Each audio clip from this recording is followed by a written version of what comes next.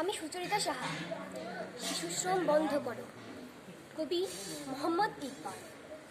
অভাবের তাড়নায় নিয়েছে ওরা ইট বালি মাথার পরে, বিবেকহীন পিতার কঠোর চাপে স্থান হয়নি কষ্টের সংসারে।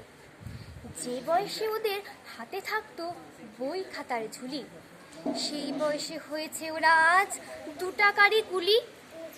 বয়সের কোনো বিচার না করেই মহাজন দিচ্ছে কর্ম, কাজের বিনিময়ে অর্থ দেবে ওদের, এটাই তাদের ধর্ম।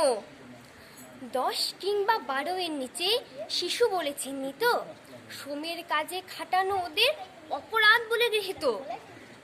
সরকারের নীতির একই অবনতি, শিশুশ্রম আজও অবিরত।